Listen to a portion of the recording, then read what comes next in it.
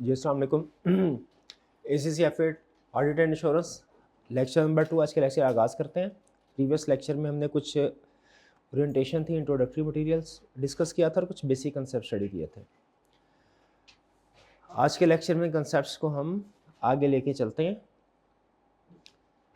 आपको नोट्स मिल गए होंगे, ये आपका चैप्टर 1 है। प्लान क्या है मेरा, आपका जो सिलेबस है स्टडी हब के ऊपर जो बुक ACC ने अपलोड की है उसको सामने रखते हुए जिस तरतीब से स्टडी हब के ऊपर चैप्टर हैं उसी तरतीब से चैप्टर बना के आप लोगों के साथ नोट्स शेयर किए जाएंगे। यानी आपका जो स्टडी हब है उसको नोट्स की शक्ल में कन्वर्ट करके आपके साथ दे दिया जाएगा ताकि हम डी ट्रैक भी ना हो, सिलेबस फोकस्ड रहे और आप मैच भी करते रहें कि क्लास में हम जो पढ़ रहे हैं वो आपके सिलेबस में या स्टडी हब में किस जगह पे मौजूद है। ठीक है, जो आपको नोट्स दिए जाएंगे वो कुछ कंसेप्ट्स में डिवाइडेड होंगे। ठीक है, ये कंसेप्ट्स जैसे ये चैप्टर 3 कंसेप्ट्स में डिवाइडेड है। Learning objective 1, learning objective 2, learning objective 3। उसके आगे लर्निंग ऑब्जेक्टिव की हेडिंग दी गई है कि इस लर्निंग ऑब्जेक्टिव इस कंसेप्ट नंबर 1 में क्या डिस्कस हुआ है, कंसेप्ट नंबर 2 में क्या डिस्कस हुआ है, कंसेप्ट नंबर 3 में क्या डिस्कस हुआ है। और लास्ट कॉलम में आपको रेफरेंस नज़र आ रहा होगा। अगर आप स्टडी हब पे जाके देखना चाहते हैं कि क्या ये कंसेप्ट वहाँ पे कैसे डिस्कस हुआ है, कंफर्म करना चाहते हैं, मैच करना चाहते हैं कि क्या वाकई ये चीज़ें हमारे सिलेबस में मौजूद है जो पढ़ी हैं, तो स्टडी हब में आपको ये चैप्टर 1 में सेक्शन 1 मिलेगा पहले वाला, फिर दूसरे वाला चैप्टर 1 का सेक्शन 3 और तीसरे वाला 2। ठीक है, हाँ एक चीज़ ध्यान में रखिएगा, बाज़ का होगा इसी तरीके से कि स्टडी हब का चैप्टर 1 हमारा चैप्टर 1 होगा, स्टडी हब का चैप्टर 7 हमारा चैप्टर 7 होगा, ताकि आपने जब मैचिंग करनी हो कंसेप्ट्स की, इंश्योर करना हो कि क्या हमने सारा सिलेबस कंप्लीट कर लिया तो आप आसानी के साथ कर सकें। लेकिन एक चैप्टर के अंदर जो कंसेप्ट्स हैं वो आगे पीछे हो सकते हैं। ठीक है, वो मेरी जजमेंट होगी कि इस चैप्टर में जो कंसेप्ट है उनको किस तरतीब से पढ़ाना है, पहले कौन सा कंसेप्ट बेहतर है, बाद में कौन सा कंसेप्ट बेहतर है। यानी चैप्टर वो सारा कंप्लीट होगा लेकिन उसमें कंसेप्ट हो सकता है ऊपर नीचे हो। जब कंसेप्ट ऊपर नीचे होंगे तो ये जो रेफरेंस है इससे आपको ट्रेस करने में हेल्प हो जाएगी कि स्टडी हब में ये कंसेप्ट किस जगह पे किस पैराग्राफ में मौजूद है। क्लियर जी? चलिए, कल के लेक्चर में हमने क्या स्टडी किया था, इंट्रोडक्शन था। कल हमारा लर्निंग ऑब्जेक्टिव 1 था लेकिन हमने कंप्लीट नहीं पढ़ा था। ज़रा मुझे बताइए कि आपको याद है एश्योरेंस सर्विसेज या जिसे ऑडिट सर्विसेज भी फिलहाल कह सकते हैं, इसका ओरिजिन कैसे हुआ था? जब कंपनी जॉइंट स्टॉक कंपनी का कंसेप्ट इंट्रोड्यूस हुआ था और उसमें दोनों पार्टीज डिफरेंट थी। कौन सी दो पार्टीज डिफरेंट थी? मैनेजमेंट अलग थी और शेयर होल्डर्स अलग थे। ठीक है, ये हमने स्टडी कर लिया था। ओरिजिन रिलेशनशिप स्टडी नहीं किया था, ये हमने आज स्टडी करना है। फिर conflict and need for audit या need for assurance service. Audit और एश्योरेंस इसको मैं फिलहाल इंटरचेंजेबली यूज कर रहा हूं, वरना इनमें फर्क है। फिलहाल स्टार्ट में चुके हम हैं इसलिए इनको डिफरेंशिएट करने की जरूरत नहीं है।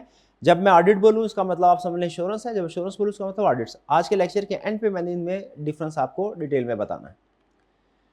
तो हमने स्टडी कर लिया था क्या कंफ्लिक्ट आता है। कंपनी में दो पार्टीज है, एक मैनेजमेंट है और एक शेयर होल्डर्स है। दोनों में क्या कंफ्लिक्ट आता है? शेयर होल्डर्स चाहते हैं हमें ट्रू एंड फेयर व्यू मिले फाइनेंशियल स्टेटमेंट्स का, और मैनेजमेंट क्या चाहती है कि बेस्ट व्यू प्रेजेंट हो। ये कंफ्लिक्ट था जिसकी वजह से ऑडिट जो है वो ओरिजिनेट हुआ और एक ऑडिटर आया और हमने ऑडिटर जो जो जो चेक करता था फाइनेंशियल स्टेटमेंट्स को और शेयर होल्डर्स को बताता था कि फाइनेंशियल स्टेटमेंट ठीक है कि नहीं। और उसमें सबसे अहम चीज क्या हमने पढ़ी थी, क्या होनी चाहिए? उसे इंडिपेंडेंट होना चाहिए।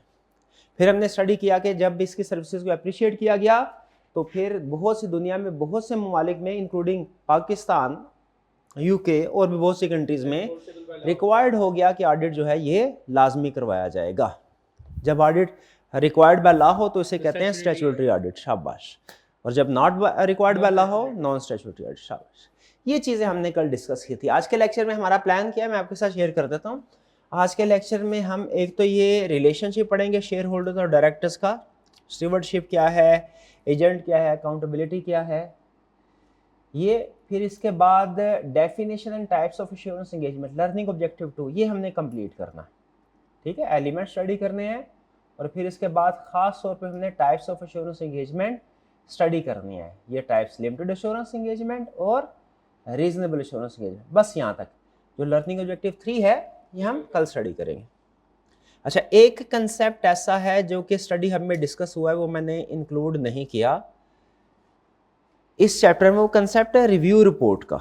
रिव्यू रिपोर्ट टू अर्ली है यहाँ पे, और ख़ास तौर पे इवन ऑडिट रिपोर्ट भी आपको पढ़ाना स्टार्ट में ही, ये टू अर्ली है मेरी जजमेंट के मुताबिक। लेकिन एससीसी ने चैप्टर 1 में ऑडिट रिपोर्ट भी दे दी है और रिव्यू रिपोर्ट भी दे दिया। ऑडिट रिपोर्ट चूँकि हमारा मेन फोकस सिलेबस में 90% सिलेबस हमारा ऑडिट के ऊपर ही फोकस कर रहा है, तो इसलिए जो ऑडिट रिपोर्ट है उसको तो मैंने रखा है इस चैप्टर में, रिव्यू रिपोर्ट नहीं। आप रिव्यू रिपोर्ट हम पढ़ लेंगे, उसको हमने पढ़ना है, लेकिन अभी नहीं पढ़ना, वरना कंसेप्ट मिक्स हो जाएंगे। ठीक है जी, वो एक छोटा सा कंसेप्ट मैंने अलग किया है, मैं कब आपको बता दूं, पहले आप परेशान ना हो। चलिए आइए ज़रा स्टार्ट करते हैं, हम थोड़ी सी डिस्कशन करते हैं हम कि कल हमने जहाँ पे बात छोड़ी थी, ये रेज कर दूँ, ये प्लान आपको बताना था, पता तो चल गया आज क्या पढ़ने जा रहे हैं हम। ठीक है, ताकि हमारे पास जगह खुली हो, हम कंसेप्ट्स को ज़रा तसल्ली से डिस्कस कर लें। कल हमने स्टडी किया था कि ऑडिट एंगेजमेंट के अंदर जब जॉइंट स्टॉक कंपनी का कंसेप्ट आया, तो उसमें एक पार्टी थी शेयर होल्डर और एक पार्टी थे मैनेजमेंट या डायरेक्टर। दोनों में फ़र्क है। फिलहाल मैं कंसेप्ट्स के टर्म्स की डिटेल में नहीं जा रहा, ठीक है, बेसिक कंसेप्ट बताना चाह रहा हूँ। जब इन दोनों में फ़र्क बताना होगा तो मैं आपको डिटेल में बता दूंगा, मैनेजमेंट या डायरेक्टर। अच्छा, और दूसरी चीज़, मेरी राइटिंग आपको पता चल गया होगा हिसाब ही की है, तो आपने फोकस करना है जो मैं बता रहा हूँ ना उसके ऊपर, यानी समझ लेना है। जैसे अगर मैं कहूँ ना ये मैनेजमेंट लिखा है मैंने, तो आपने समझ लेना ये मैनेजमेंट लिखा है। ठीक है, बात बात ऐसा होता है कि कंसेप्ट्स में फोकस किसी और राइटिंग के ऊपर तो वजह से स्पीड कम हो जाती है थोड़ी। दो पार्टीज हैं, लेकिन मैं कोशिश करूंगा कि आपको इतनी राइटिंग को समझ जरूर है। ठीक, शेयर होल्डर्स हैं, मैनेजमेंट या डायरेक्टर्स हैं, कंपनी का कंसेप्ट आया, इन दोनों में कंफ्लिक्ट ऑफ इंटरेस्ट आया। मैनेजमेंट को किसने अपॉइंट किया? शेयर होल्डर्स ने मैनेजमेंट को अपॉइंट किया। क्या मैनेजमेंट की कोई रिस्पॉन्सिबिलिटी है टुवर्ड्स शेयर होल्डर्स, या इन दोनों का आपस में कोई रिलेशनशिप? बिल्कुल है। देखिए, अगर हमसे पूछे ना, हम तो आम लोग हैं, आम जुबान में हम यही कहेंगे भाई इसका काम यही है कि बिजनेस को अच्छे से चलाए, प्रॉफिट कमा के शेयर होल्डर्स को दे। लेकिन लॉ ने या स्टैंडर्ड्स ने इसी बात को थोड़ा टेक्निकल वे में डिस्क्राइब किया है। वो क्या कहते हैं कि मैनेजमेंट और शेयर होल्डर्स के दरमियान में जो ताल्लुक है उसको हम 3 कंसेप्ट से एक्सप्लेन कर सकते हैं। मैनेजमेंट और शेयर होल्डर्स के दरमियान में जो ताल्लुक है उसको हम 3 कंसेप्ट से एक्सप्लेन कर सकते हैं। वो 3 कंसेप्ट्स कौन कौन से हैं? वो 3 कंसेप्ट्स हैं एजेंसी, एजेंट, स्टीवर्डशिप और अकाउंटेबिलिटी।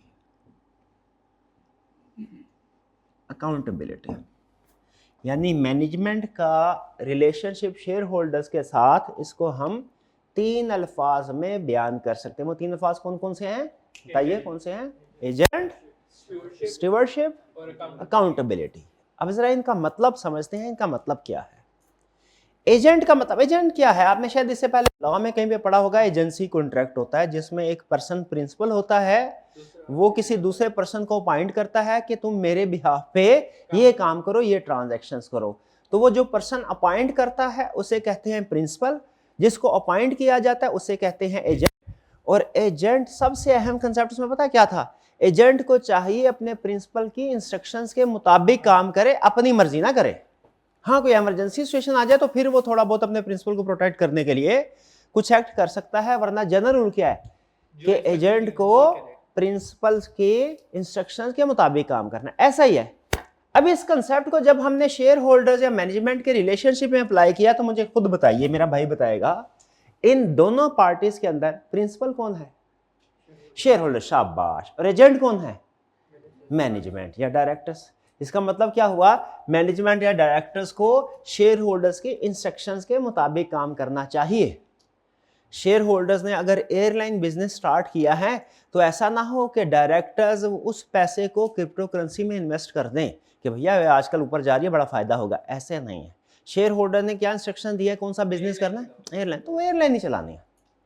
एग्री करते हैं कि मैनेजमेंट या डायरेक्टर्स को शेयर होल्डर्स के इंस्ट्रक्शंस के मुताबिक ही काम करना चाहिए। क्यों? क्योंकि मैनेजमेंट या डायरेक्टर शेयर होल्डर्स के एजेंट हैं। एजेंट कंसेप्ट इन पे अप्लाई होता है। डन जी? ओके, आगे चलते हैं। एजेंट वाले को तो मैं टिक कर रहा हूं। स्टीवर्डशिप किसे कहते हैं? स्टीवर्डशिप कहते हैं अमानतदार को, अमानत। ठीक है, मैंने जैसे इन भाईजान ने इन्होंने कहा सर अर्जेंट कुछ काम है मुझे, ज़रा आपकी मोटरसाइकिल जो है ना, बाइक है, मुझे थोड़ी देर के लिए दे दीजिए। मैंने अपनी बाइक की चाबी इनको दे दी, ये गए और वापस आए। अब क्या इनको चाहिए कि ये उस मेरी जो बाइक इनके पास बतौर अमानत है उसको अच्छे से इस्तेमाल करें, कहीं जाके वन व्हीलिंग भी करें, अच्छे से इस्तेमाल करें। ऐसा ही है उसी तरीके से, क्योंकि मेरी चीज इनके पास अमानत है बतौर अमानत। उसी तरह इस रिलेशनशिप के अंदर शेयर होल्डर्स ने मैनेजमेंट को अपने एसेट्स, अपने सारे एसेट्स, कैश, बैंक, मशीनरी, हर चीज इनके हवाले कर दी। ऐसा ही है इनके, क्योंकि इन्होंने बिजनेस चलाना है। तो मुझे ये बताइए कि क्या अब मैनेजमेंट इन एसेट्स को बेदर्दी से इस्तेमाल करे, अपने जाती मुफाद के लिए इस्तेमाल करे? नहीं, केयरफुली इस्तेमाल करना चाहिए। क्यों? क्योंकि स्टीवर्ड है, स्टीवर्ड में अमानतदार हैं, इनके पास वो चीजें बतौर अमानत है। ये इस्तेमाल जरूर कर सकते हैं, कैश को भी इस्तेमाल कर सकते हैं, बैंक में पैसे पड़े हैं उसको इस्तेमाल कर सकते हैं, मशीनरी को इस्तेमाल कर सकते हैं, ऑफिस है, फर्नीचर है, इक्विपमेंट है, इस्तेमाल जरूर कर सकते हैं। लेकिन इस्तेमाल किसके इंटरेस्ट में करना चाहिए? In the own interest, personal interest, के in the best interest of shareholders? Best interest of shareholders. ये है इनका रोल है स्टीवर्डशिप, यानी चीजें हैं अमानत के तौर पे, अमानत में खयानत नहीं करनी। ठीक है, ये इनकी फिड्यूशियरी ड्यूटी होती है शेयर होल्डर्स की, सॉरी डायरेक्टर्स की, मैनेजमेंट की।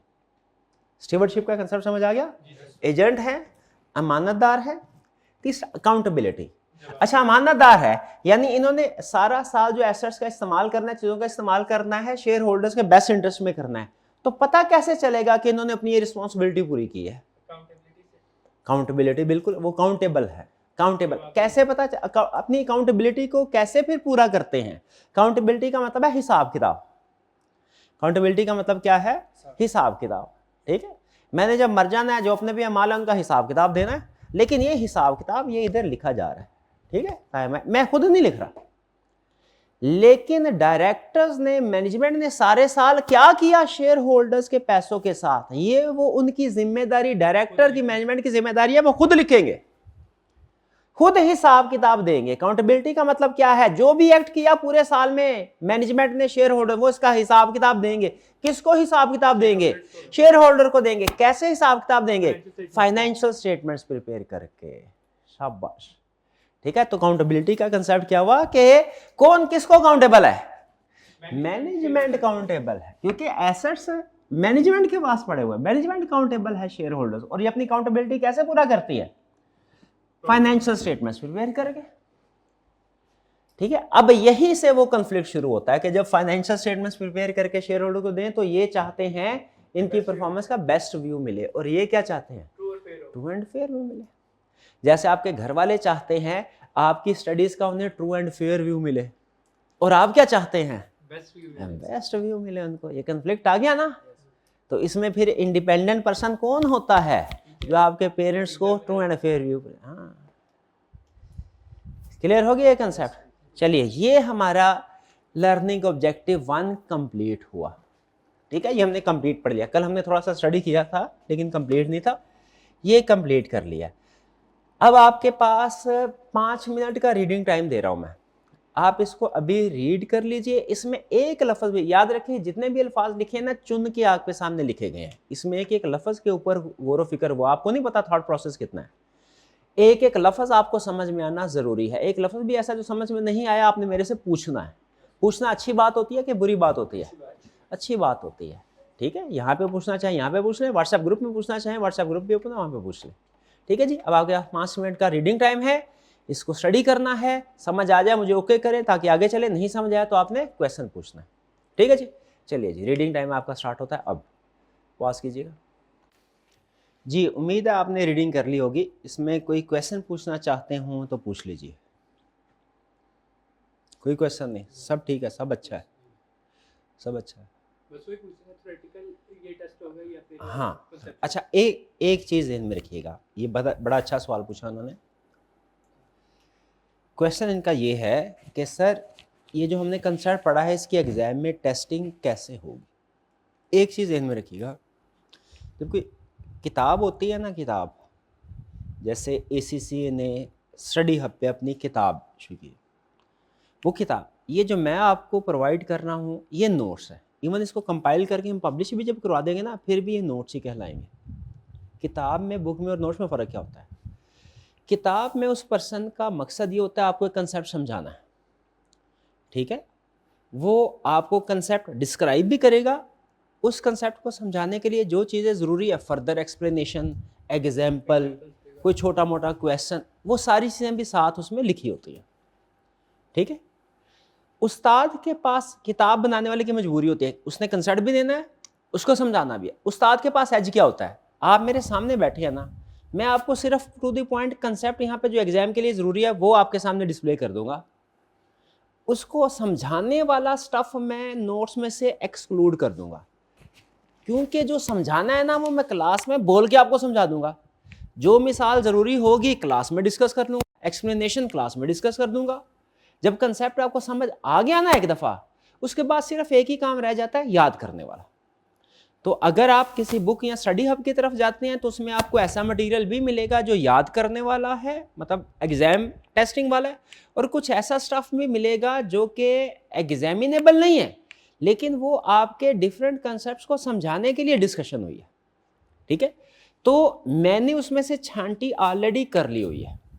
जो भी चीज़ एक्सप्लेनेशन वाली थी वो मैंने नोट करके अलग रख ली कि ये मैं क्लास में ज़बानी कलामी आपको बता दूंगा, और जो चीज़ एग्जाम में टेस्ट होने वाली है वो आपके सामने रख दी है। तो पहला लेसन, इस नोट्स में से आपने कोई सैम्पलिंग नहीं करनी, यानी इस नोट्स में जितने भी कंसेप्ट्स हैं वो सारे के सारे आपके लिए रेलिवेंट हैं। डन जी, ये बात समझ आ गई? हाँ, लेकिन स्टडी हब में जब आप पढ़ेंगे तो उसमें ज़्यादातर कंसेप्ट्स एग्जामिनेबल है, लेकिन कुछ चीज़ें ऐसे पैराग्राफ ऐसे हैं, कंसेप्ट सारे एग्जामिनेबल है, पैराग्राफ कुछ ऐसे हैं जो कि एक्सप्लेनेशन के लिए, वो जब मेन कंसेप्ट समझ आ जाए फिर उनकी ज़रूरत नहीं रहती। लेकिन यहाँ पे सारी चीज़ें एग्जामिनेबल है, कंसेप्ट एक भी नहीं छोड़ना, पहली चीज़, ठीक है जी। दूसरी चीज़, हर कंसेप्ट इक्वली इंपॉर्टेंट नहीं है। जो हमारे ऑब्जेक्टिव टाइप क्वेश्चंस हैं ना, MCQs टाइप, वो तो किसी भी लर्निंग ऑब्जेक्टिव किसी भी चैप्टर में से आ सकते हैं।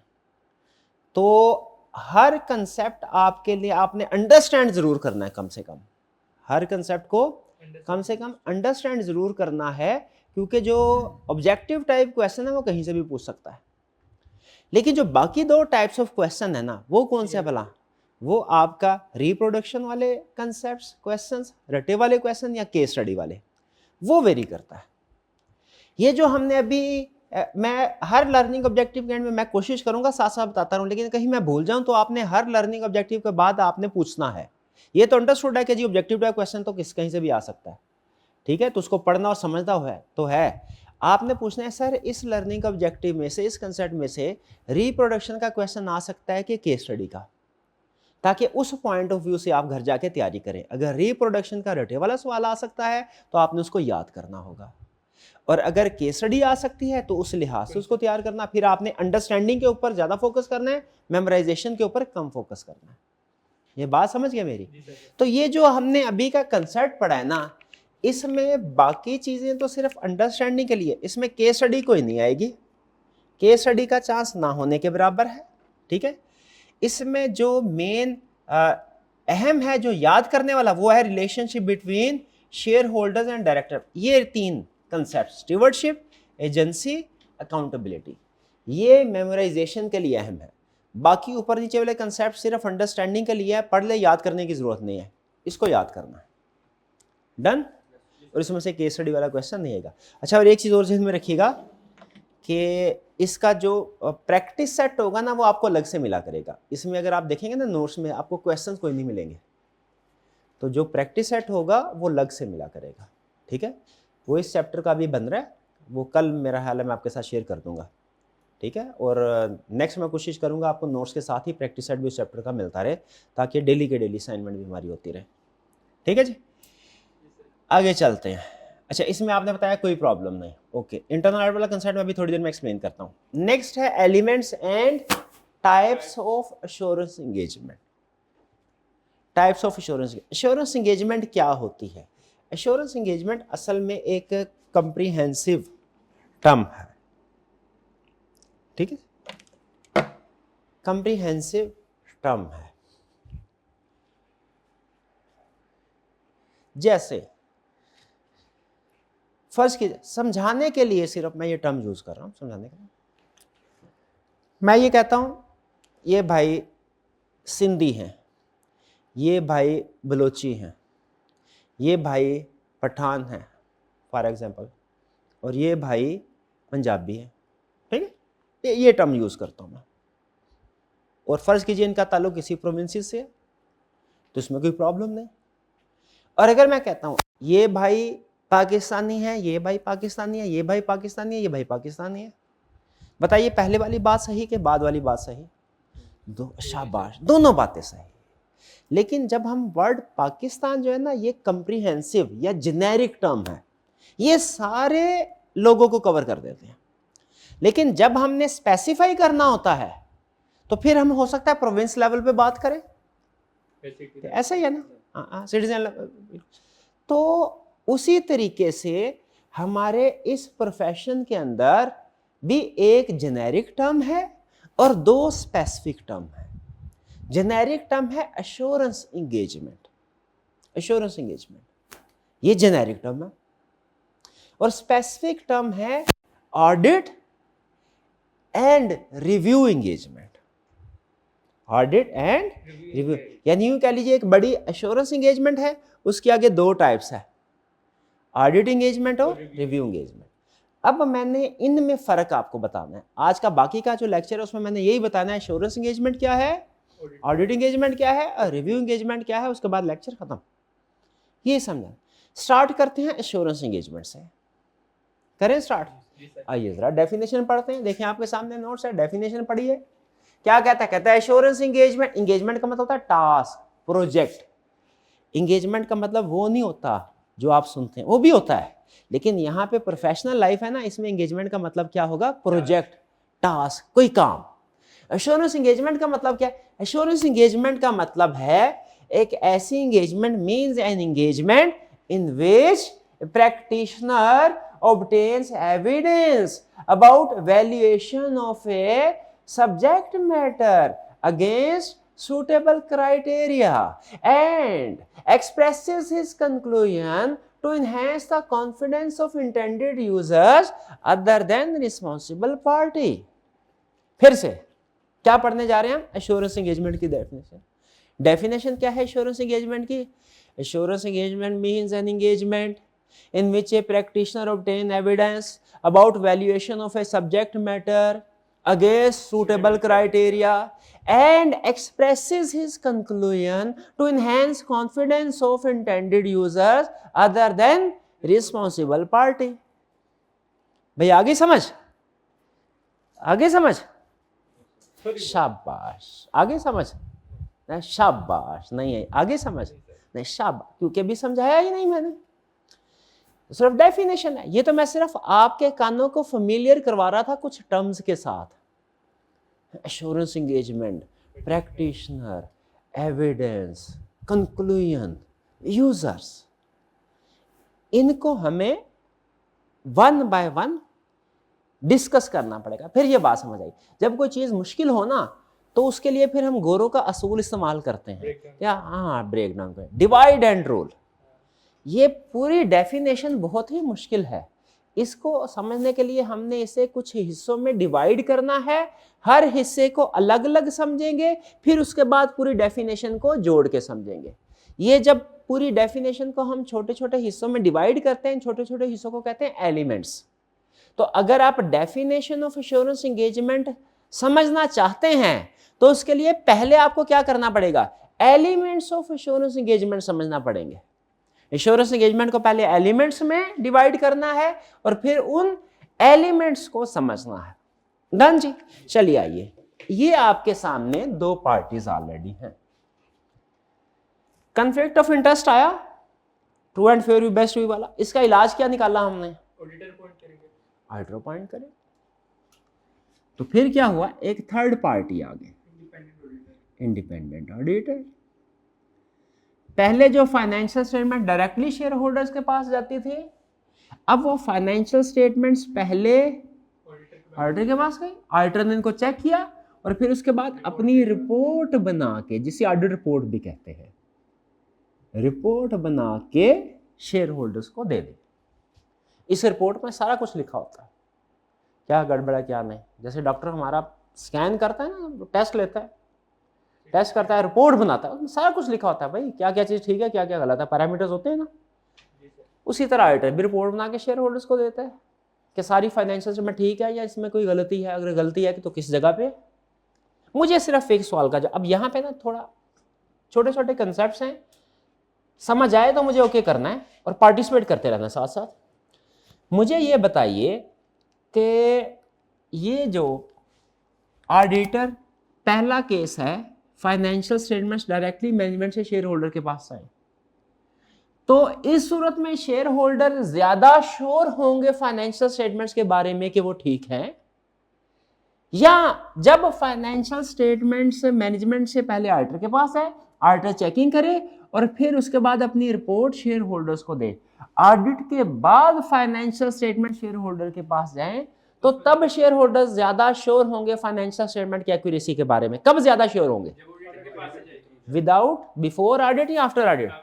आफ्टर। शाबाश।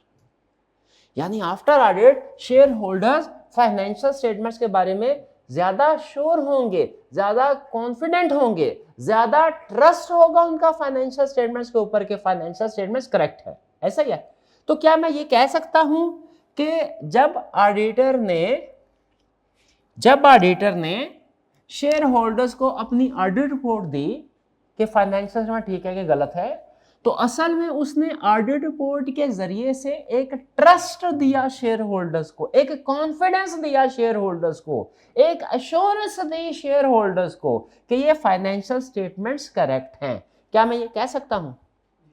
तो अगर ऑडिट के जरिए से, रिपोर्ट के जरिए से ऑडिटर ने शेयर होल्डर्स को अश्योरेंस प्रोवाइड की, किस चीज के बारे में? अबाउट फाइनेंशियल स्टेटमेंट्स के वो ठीक है, तो क्या मैं ये कह सकता हूं कि ऑडिटर असल में एक अश्योरेंस प्रोवाइडर भी है?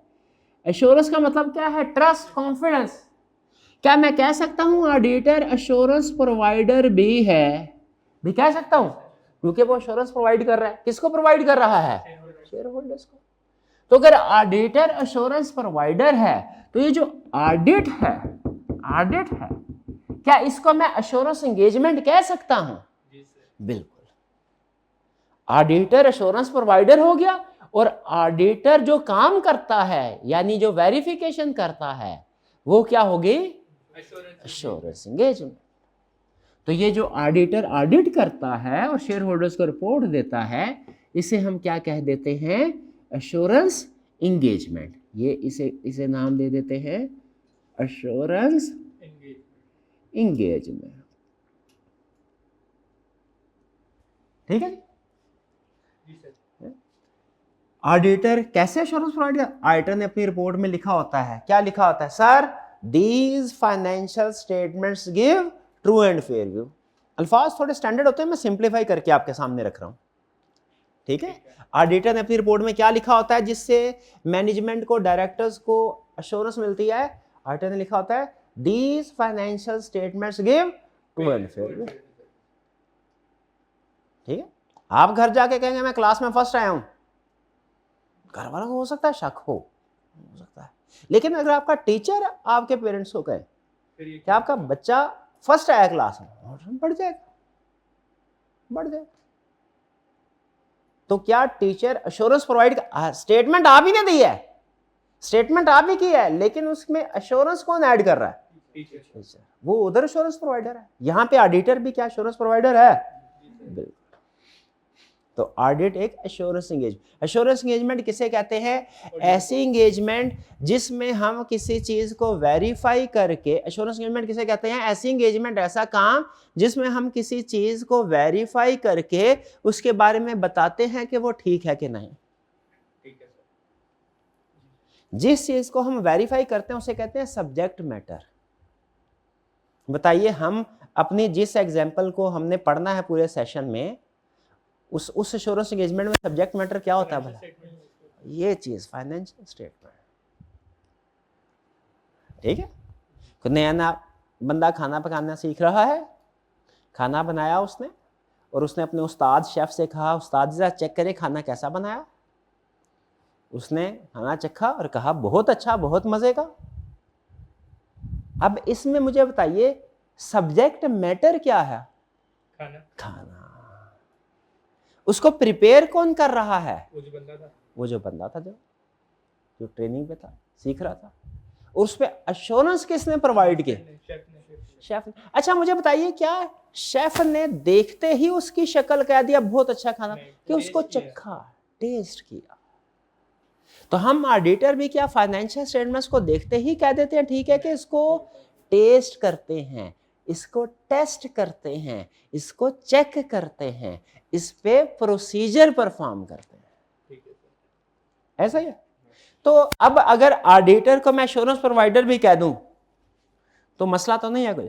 चलिए, ये हमें समझ आ गया। एश्योरेंस एंगेजमेंट क्या है? ऐसी एंगेजमेंट जिसमें ऑडिटर फाइनेंशियल स्टेटमेंट की वेरिफिकेशन करता है और फिर रिपोर्ट शेयर होल्डर्स को देता है कि फाइनेंशियल स्टेटमेंट्स ठीक हैं, जिससे शेयर होल्डर्स का कॉन्फिडेंस बढ़ जाता है। यहां तक क्लियर है जी? चलिए आइए, तो अब इसका मतलब ये हुआ कि हम ये कह सकते, अब मैं आपसे वन बाय वन पूछता हूं, वन बाय वन एलिमेंट्स को पहले डिस्कस करते हैं, वन बाय वन।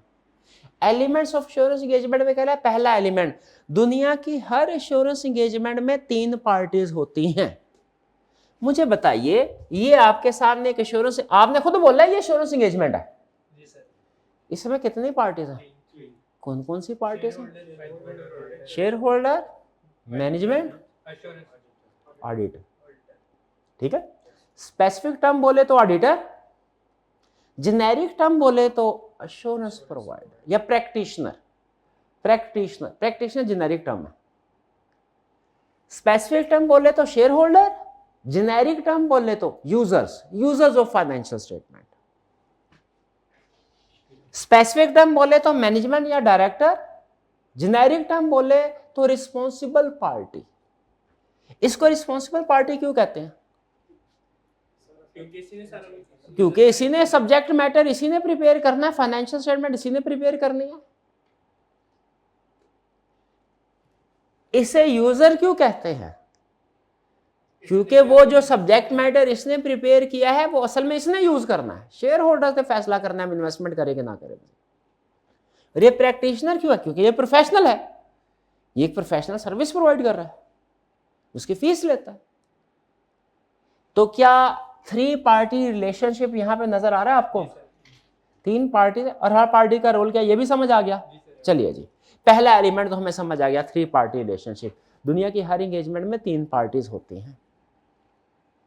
डन? आगे चले। वैसे यहाँ पे जेनेरिक टर्म है, जेनेरिक टर्म भी लिखें तो अच्छा है, वरना स्पेसिफिक भी लिख देना, प्रॉब्लम कोई नहीं है। यानी इंटेंडेड यूजर की बजाय शेयर होल्डर लिखते, रिस्पॉन्सिबल पार्टी की बजाय मैनेजमेंट लिख दे, प्रैक्टिशनर की बजाय ऑडिटर लिख दे, प्रॉब्लम कोई नहीं है। लेकिन फिर भी बेहतर है कि जेनेरिक टर्म ही यूज करें। डेफिनेशन के साथ ना हम ज्यादा छेड़छाड़ नहीं करते। ठीक है, जो चीजें हमने डेफिनेशन में लिखी होती है ना, उनको वही टर्म्स को यूज करते हैं। ऐसे ही है ना, डेफिनेशन एज इट इज। दूसरा सब्जेक्ट मैटर। सब्जेक्ट मैटर किसे कहते हैं?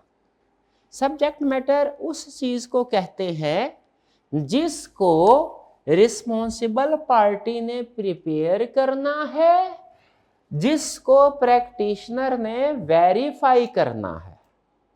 रिस्पॉन्सिबल पार्टी ने प्रिपेयर करना है, प्रैक्टिशनर ने वेरीफाई करना है, और शेयर होल्डर ने यूज करना है। सब्जेक्ट मैटर का मतलब क्या? वो इंफॉर्मेशन जो रिस्पॉन्सिबल पार्टी प्रिपेयर करेगी। हमारे सारे सब्जेक्ट में सब्जेक्ट मैटर क्या हुआ करेगा भला? Financial statement. ठीक है जी, फाइनेंशियल स्टेटमेंट। लेकिन याद रखिएगा कि दुनिया में सब्जेक्ट मैटर सिर्फ फाइनेंशियल स्टेटमेंट नहीं है, और भी बहुत सी चीजें हैं, नॉन फाइनेंशियल स्टेटमेंट भी, बल्कि फाइनेंशियल स्टेटमेंट में भी अगर हम देखें ना, इसकी भी बहुत सी कैटेगरी है, ठीक है। जैसे फाइनेंशियल स्टेटमेंट हिस्टोरिकल भी हो सकती हैं। हिस्टोरिकल का मतलब क्या, पास्ट की, जो साल गुजर गया उसकी फाइनेंशियल स्टेटमेंट बनाए तो वो कहलाती है हिस्टोरिकल फाइनेंशियल स्टेटमेंट। और जो साल आने वाला है उसकी फाइनेंशियल, क्या वो फाइनेंशियल स्टेटमेंट नहीं है? लेकिन इसको हिस्टोरिकल नहीं कहते क्योंकि हिस्ट्री पास्ट की नहीं है, उसको प्रोस्पेक्टिव कहते हैं, फ्यूचर। तो सब्जेक्ट मैटर बहुत से हो सकते हैं, लेकिन आपके सिलेबस में सब्जेक्ट मैटर एक ही है, वो क्या होगा, फाइनेंशियल स्टेटमेंट। डन जी। दो हो गए एलिमेंट्स, एक हो गया थ्री पार्टी रिलेशनशिप, एक हो गया सब्जेक्ट मैटर। तो क्या हमारी एंगेजमेंट में, ऑडिट में कोई सब्जेक्ट मैटर होता है? बिल्कुल होता है। क्या होता है? Financial statement. ओके, आगे चलते हैं। सब्जेक्ट मैटर के बाद थर्ड है सूटेबल क्राइटेरिया। ये क्राइटेरिया क्या होता है? क्राइटेरिया का मतलब है वो रूल्स एंड रेगुलेशंस, वो फ्रेमवर्क, वो रूल्स एंड रेगुलेशंस, वो क्राइटेरिया जिसके मुताबिक सब्जेक्ट मैटर प्रिपेयर होता है, जिसको सामने रख के सब्जेक्ट मैटर प्रिपेयर किया जाता है। क्राइटेरिया मतलब वो रूल्स एंड रेगुलेशंस जिनके मुताबिक सब्जेक्ट मैटर प्रिपेयर किया जाएगा, वो होगा क्राइटेरिया। जैसे आप जो पढ़ रहे हैं, काउंटिंग पढ़ी है ना आपने, फाइनेंशियल स्टेटमेंट्स बनाना सीख रहे हैं, तो आपको किस क्राइटेरिया, किस फ्रेमवर्क, किस रूल के मुताबिक फाइनेंशियल स्टेटमेंट बनाना सिखाई जा रही है? स्टैंडर्ड्स के, जिसे बोलते हैं IFRS। अच्छा मुझे बताएं, क्या दुनिया में कोई एक ही क्राइटेरिया है फाइनेंशियल स्टेटमेंट्स बनाने का? क्या एक ही क्राइटेरिया है कि और भी बहुत से क्राइटेरिया है? और भी बहुत से क्राइटेरिया है, ठीक है। जैसे टैक्स पढ़ा आपने, टैक्स का सब्जेक्ट? चलिए, आपको अंदाजा होगा कि हमने हर साल टैक्स रिटर्न जमा करवानी होती है और उसके मुताबिक टैक्सेबल प्रॉफिट कैलकुलेट करना होता है। और जो टैक्स वाले प्रॉफिट कैलकुलेट करते हैं ना, या उनके लिए वो डिफरेंट होता है, उसमें कुछ रूल्स डिफरेंट है। IFRS को फॉलो नहीं करते, कुछ रूल सेम भी है, कुछ रूल्स डिफरेंट है, उसे बोलते हैं टैक्स बेसिस फ्रेमवर्क। ऐसा ही उनके रूल्स डिफरेंट होते हैं। तो इसका मतलब दुनिया में फाइनेंशियल स्टेटमेंट्स प्रिपेयर करने के लिए कोई एक ही क्राइटेरिया नहीं है, एक ही रूल नहीं है, एक ही फ्रेमवर्क नहीं है, बहुत से फ्रेमवर्क है। जैसे IFRS, जैसे टैक्स बेसिस, जैसे कैश बेसिस। कैश बेसिस सुना होगा कभी आपने? कैश बेसिस के मतलब जिसमें एक्रूवल नहीं होती कोई, तो कैश आया, इनकम गया, expense, simple. Generally accepted counting principles USA में चलते हैं, जनरली एक्सेप्टेड काउंटिंग प्रिंसिपल्स। और भी बहुत से फ्रेमवर्क है। तो हमने क्या करना है, हमने ये है क्राइटेरिया। अभी क्राइटेरिया समझाया, सूटेबल नहीं समझाया अभी। क्राइटेरिया समझ आया? क्राइटेरिया क्या है? वो रूल्स, वो फ्रेमवर्क जिसके मुताबिक फाइनेंशियल स्टेटमेंट्स प्रिपेयर होंगी। क्राइटेरिया सूटेबल होना चाहिए। इसका मकसद, मतलब क्या है कि फाइनेंशियल स्टेटमेंट जो आपने सब्जेक्ट मैटर बनाना है ना, जिन रूल्स के मुताबिक बनाना है वो सूटेबल होने चाहिए। नहीं समझ आई बात की? ओके, एक छोटी सी एग्जांपल आपके सामने रखता हूं, इसमें आपने मुझे बताना है क्या गलत है। मेरा फॉर एग्जांपल स्टूडेंट, मैंने दूसरे स्टूडेंट को कहा भाई इसकी मुखबरी करो, इसकी जासूसी करो, देखो ये कितना को मजहबी है। क्या स्टेटमेंट चेक करनी है? ये कितना मजहबी है, स्टेटमेंट ये चेक करनी है। इन्हें कहा अच्छा ठीक है। सारा दिन के साथ, पहला दिन देखा, उसके सारी एक्टिविटी को देखा, दूसरा दिन देखा, तीसरा दिन देखा, चौथे दिन मेरे पास आ गया, कहने लगा सर ये बिल्कुल भी मजहबी नहीं है, 3 दिन हो गया मुझे एक दिन ये मस्जिद में नहीं गया,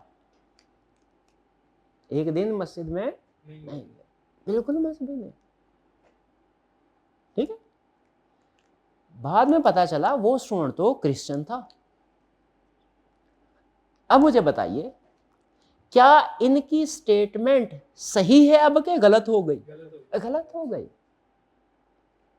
भाई अगर हमने देखना ना कि कोई पर्सन मजहबी है कि नहीं, तो हमारा क्राइटेरिया सूटेबल होना चाहिए उसके मुताबिक, कि सबके लिए एक ही क्राइटेरिया हो। भाई जाहिर है मुस्लिम मज़ाहिब के लोग होते हैं दुनिया में भी, मुल्क में भी, क्लास में भी। तो अगर हमने किसी को चेक करना है वो मजहबी है कि नहीं, तो सबके लिए एक ही क्राइटेरिया, के उसके मुताबिक जो क्राइटेरिया जो उस पर्सन पे एप्लीकेबल है वो क्राइटेरिया यूज करना चाहिए। मुझे बताइए, वही यूज करना चाहिए। ठीक है, वो गया वो कि सर वो चर्च में जाता, बिल्कुल रेगुलरली जाता, तो उसका मतलब क्या है? अब वो किसी मुसलमान को चेक करना मजहबी है कि नहीं, उसके लिए क्राइटेरिया डिफरेंट। ये बात समझ रहे हैं? उसी तरह फाइनेंशियल स्टेटमेंट्स जो बनती है ना, उनको बनाने के लिए कोई एक ही दुनिया में रूल नहीं है, डिफरेंट रूल्स हैं। पाकिस्तान में आईएफआरएस चलते हैं, यूएसए में गैप चलते हैं, जनरली एक्सेप्टेड अकाउंटिंग प्रिंसिपल। अगर यूएसए में जाके कहें भैया मैं तो आईएफआरएस के मुताबिक फाइनेंशियल स्टेटमेंट बनाऊंगा, वो धक्के मार के आपको निकालेंगे, निकलो इधर नहीं चलता, इधर सूटेबल नहीं है ये। और पाकिस्तान में अगर कहेंगे मैं तो जनरली एक्सेप्टेड अकाउंटिंग प्रिंसिपल के मुताबिक फाइनेंशियल स्टेटमेंट बनाऊंगा, यहाँ पे एक्सेप्ट नहीं करेंगे, ये भाग जाओ। तो ये डिपेंड करता है किस जगह पे, किस पर्पस के लिए, किन यूजर्स के लिए फाइनेंशियल स्टेटमेंट बना रहे हैं। अब मैं आपके सामने दो सवाल रखता हूं, आपने मुझे बताना है इसमें सूटेबल क्राइटेरिया कौन सा है। दो क्राइटेरिया है फाइनेंशियल स्टेटमेंट बनाने के, एक क्राइटेरिया है आईएफआरएस, एक है टैक्स बेसिस। फिलहाल यही दो एग्जांपल लेके चलते हैं। मुझे बताइए, अगर मैंने फाइनेंशियल स्टेटमेंट स्टॉक एक्सचेंज में भेजनी है, कंपनी की वेबसाइट पे अपलोड करनी है सारे शेयर होल्डर्स के लिए, तो मेरे लिए सूटेबल क्राइटेरिया दोनों है, फ्रेमवर्क दोनों है। सूटेबल फ्रेमवर्क, सूटेबल क्राइटेरिया कौन सा है? आईएफआरएस। और ये आपने किसको सामने रखा? आपने हालात को सामने रख के, आपने यूजर्स को सामने रख के डिसाइड किया। और अगर मैंने फाइनेंशियल स्टेटमेंट्स अपनी टैक्स रिटर्न के साथ लगा के एफबीआर को जमा करवानी है, टैक्स अथॉरिटी को जमा करवानी है, तो उस वक्त सूटेबल क्राइटेरिया टैक्स बेसिस। अगर मैं एफबीआर को जमा करवाऊं आईएफआरएस के मुताबिक, वो एक्सेप्ट करेंगे? रिजेक्टेड। अगर मैं जनरल पब्लिक को दूं टैक्स बेसिस के मुताबिक, हमें आती नहीं, हमें तो जनरल अकाउंटिंग आती है, आईएफआरएस आते हैं। तो इसीलिए मुझे बताइए, क्या कोई भी फाइनेंशियल स्टेटमेंट जब बनेगी, बैक एंड पे कोई ना कोई क्राइटेरिया होगा कि नहीं होगा? वो क्राइटेरिया कैसे सिलेक्ट किया गया होगा? अकड़ बकड़ बमे वो कर ऐसे करके सिलेक्ट किया गया होगा कि कोई ध्यान से कोई यूजर्स को, पर्पस को, सर्कमस्टेंसेस को सामने रखे डिसाइड किया गया होगा। इसीलिए सिर्फ उसने क्राइटेरिया नहीं लिखा, क्या लिखा है? Suitable criteria. ठीक है, नीचे बताया है suitable means it should be selected appropriately. तो तीन एलिमेंट समझ आ गया, थ्री पार्टी रिलेशनशिप समझ आ गया, सब्जेक्ट मैटर समझ आ गया, सूटेबल क्राइटेरिया समझ आ गया। ये सूटेबल क्राइटेरिया और सब्जेक्ट मैटर एक दूसरे के साथ इंटर रिलेटेड है, इस क्राइटेरिया के मुताबिक सब्जेक्ट मैटर बनता है। ये तो जेनेरिक टर्म है ना, अगर मैं स्पेसिफिक टर्म में बात करूं तो मैं यूं कहूंगा कि ये फाइनेंशियल स्टेटमेंट्स है जो मैनेजमेंट ने बनानी है, और ये आईएफआरएस है, ज्यादातर हमारे सिलेबस में आईएफआरएस जिसके मुताबिक फाइनेंशियल स्टेटमेंट्स बननी है। तो हमने सिर्फ ये नहीं देखना फाइनेंशियल स्टेटमेंट्स बनी है कि नहीं, हमने ये देखना है financial statement suitable criteria IFRS के मुताबिक बनी है कि नहीं। अगर आईएफआरएस सूटेबल है, क्लियर? जी सर। मुझे बताइए, फर्ज कीजिए एक इंडिया का स्टूडेंट आ गया, कहने लगा सर ऑडिट पढ़ना है। ठीक है,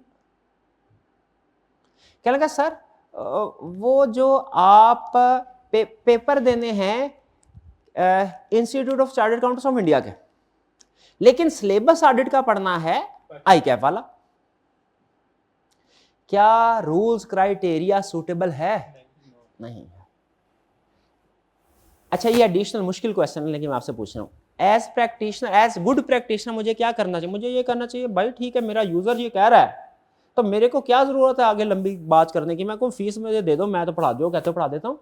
कि जब मुझे पता है कि ये चीज मेरे यूजर के लिए सूटेबल नहीं है, मुझे रिजेक्ट कर देना चाहिए। बताइए क्या करना चाहिए? रिजेक्ट कर देना चाहिए। पक्की बात है? जी सर। इसका मतलब आप मुझे ये सिखा रहे हैं, जो मैंने फ्यूचर के किसी टॉपिक में इस कंसेप्ट को यूज करना है, कि अगर क्राइटेरिया सूटेबल नहीं है, फाइनेंशियल स्टेटमेंट बनाने के लिए क्राइटेरिया सूटेबल नहीं है, तो एज प्रैक्टिशनर मुझे इस क्लाइंट को एक्सेप्ट नहीं करना चाहिए। ये कह रहे हैं आप?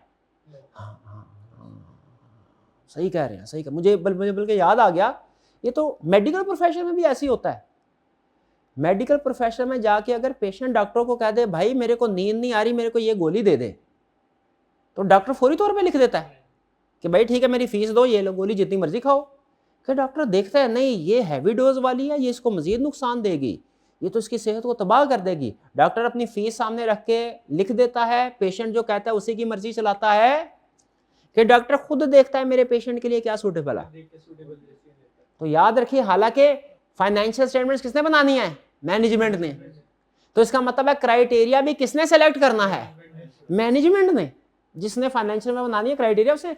लेकिन एज ऑडिटर हमने ये सबसे पहला काम जो है ना वो चेक करना होता है, क्या क्राइटेरिया सूटेबल है कि नहीं। और अगर सूटेबल ना हो तो उसी वक्त वहीं पर उसको मना कर देते हैं स्टार्ट में, नहीं भैया हमने नहीं ऑडिट करना, इस क्राइटेरिया सीधा करो पहला। पिक कर रहे हैं कंसेप्ट को? चलिए, 3 पार्टी रिलेशनशिप हो गया, सब्जेक्ट मैटर हो गया, सूटेबल क्राइटेरिया डन।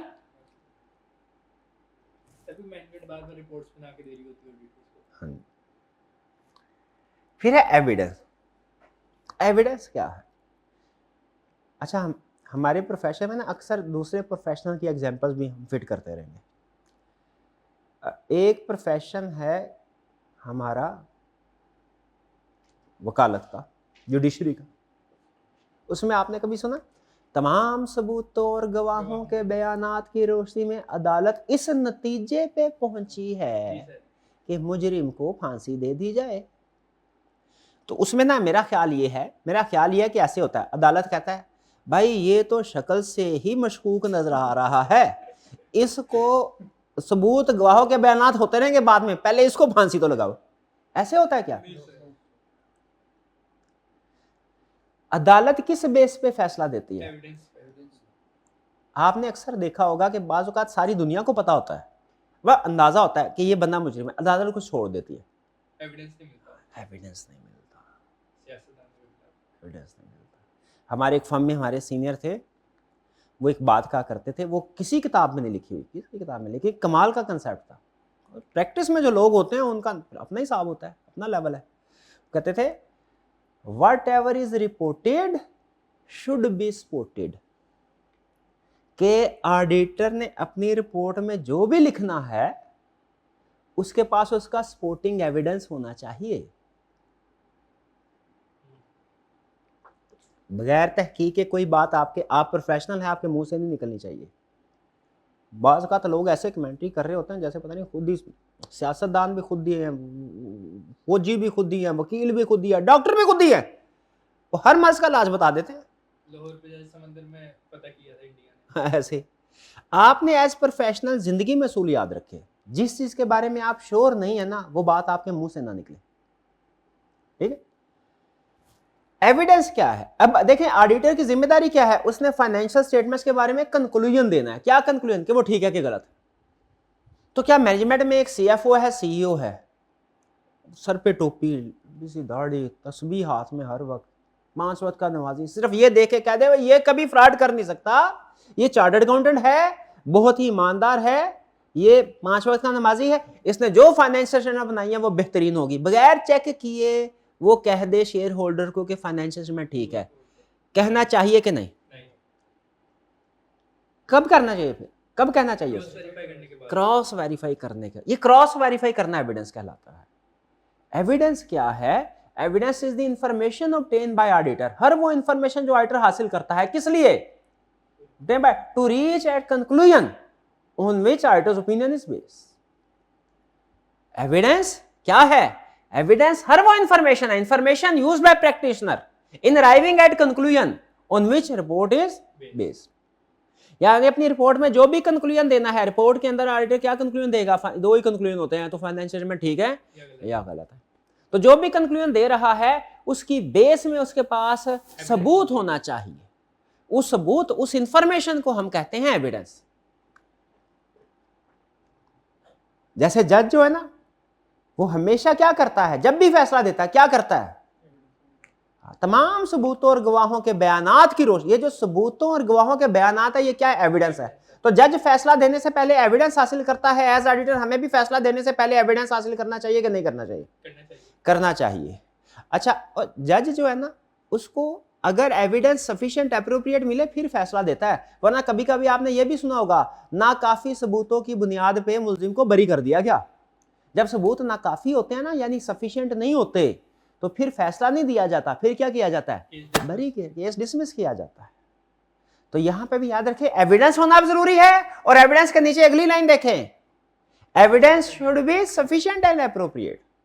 एविडेंस का काफी होना चाहिए जिससे तसल्ली हो हमारी कि वाकई ये फाइनेंशियल स्टेटमेंट ठीक है। भाई समझ आ रही बात? जी सर।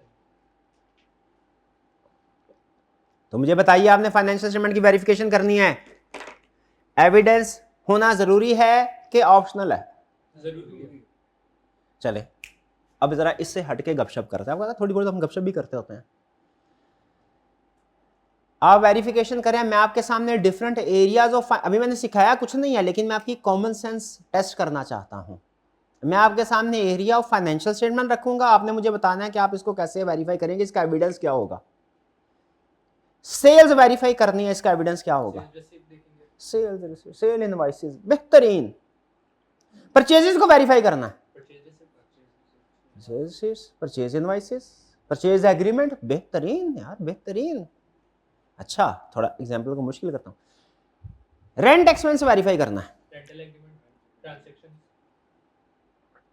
रेंट एग्रीमेंट एविडेंस, क्या ये एविडेंस सही है? रेंट एक्सपेंस को वेरीफाई करने के लिए रेंट एग्रीमेंट देखना चाहिए, बिल्कुल सही है, जवाब दुरुस्त है। आगे चलते, सैलरी एक्सपेंस को वेरीफाई करना, बैंक स्टेटमेंट देख लेंगे, ट्रांजैक्शन, बैंक स्टेटमेंट देख लेंगे, और बताइए। एचआर के पास वो होता है फॉर्म जब एम्प्लॉय हायर किया जा रहा है। अपॉइंटमेंट लेटर देखेंगे, अपॉइंटमेंट लेटर में क्या सैलरी, जो अपॉइंटमेंट लेटर में सैलरी थी वही है, बेहतरीन। अच्छा आगे चलते हैं, बैंक बैलेंस कैसे वेरीफाई करेंगे? बैंक बैलेंस का क्या एविडेंस होगा? बीआरएस, बैंक स्टेटमेंट, दोनों करेक्ट, शाबाश। इसका मतलब है वेरीफाई करने के लिए सिर्फ एक सोर्स से एविडेंस नहीं मिलता, जितने और मल्टीपल सोर्सेज से एविडेंस मिल सके तो वो ले लो। चाय ठंडी होगी, ठंडी चाय का कुछ मजा नहीं होता। अच्छा, cash flow statement, no, cash को कैसे वेरीफाई करेंगे? बैलेंस शीट में कैश पड़ा हुआ, क्या एविडेंस हासिल करेंगे कंफर्म करने के लिए कि कैश सही? कैश गिन लो, काउंटिंग कर लो, इसको फिजिकली वेरीफाई कर, फिजिकल वेरिफिकेशन। इन्वेंट्री पड़ी हुई है बैलेंस शीट, फिजिकल काउंट करो जाके। फिक्स एसेट पड़े हैं, देख लो जाके। डेटर्स पड़े हैं, उनकी भी रिसिप्ट्स वगैरह। अच्छा बच गए, मैं ये भी कहने लगा देख लो जाके। डेटर्स नहीं पड़े होते हमारे पास, डेटर्स की इनवॉइसेस चेक कर लो, सेल क्रेडिट सेल इनवॉइसेस, या उससे पूछ लो, ए डेटर, हमारा क्लाइंट कहता है उसने तुमसे 10 लाख लेना है, बताओ क्या तुमने 10 लाख ही देना है? इसको बोलते हैं कंफर्मेशन। क्या बोलते हैं? कंफर्मेशन। डेटर से कंफर्मेशन ले लो। क्रेडिटर है, कैसे वेरीफाई करें? हमने दे देना, भूल नहीं जाओ ना ना ना ना ना ना, वो भी स्टेटमेंट होगी। एसेट्स भी पूरे होने चाहिए, लायबिलिटीज भी हो रही है। ये बेस्ट व्यू पे आ गया ना, बेस्ट व्यू पे, इसीलिए ऑडिटर है, ये भाई की वजह से ऑडिटर याद हुआ प्रोफेशन। तो क्रेडिटर से भी कंफर्मेशन ले। बैंक लोन, बैंक से वेरिफिकेशन करेगा, बैंक को कंफर्मेशन लेटर सेंड करके पूछ सकते हैं, या लोन एग्रीमेंट भी देख सकते हैं। शाबाश, ये सारा क्या है? ये एग्जांपल क्यों दी मैंने आपको?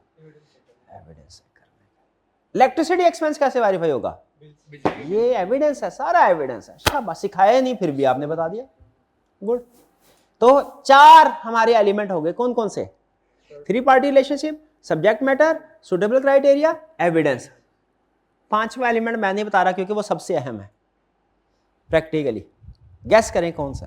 रिटर्न देख लिया, रिटर्न नहीं, रिटर्न कोई एलिमेंट नहीं होता। वो return insurance report, report, auditor report, जिसमें वो कंक्लूजन होता है। ठीक है, एविडेंस हासिल कर लिया, जज के सबूत और गवाह सारे पूरे हो जाते हैं, तो वो फैसला देता है कि नहीं देता? वो फैसले का होता है, कागज जो होता है ना फैसले वाला, वो रिपोर्ट है हमारे लिए। हमने भी जब एविडेंस सारा इकट्ठा कर लेना, वेरिफिकेशन कर लेनी है, तो फिर क्या करना है? कंक्लूजन देना, रिपोर्ट देनी है। रिपोर्ट, उस रिपोर्ट के अंदर कंक्लूजन होता है, समझे?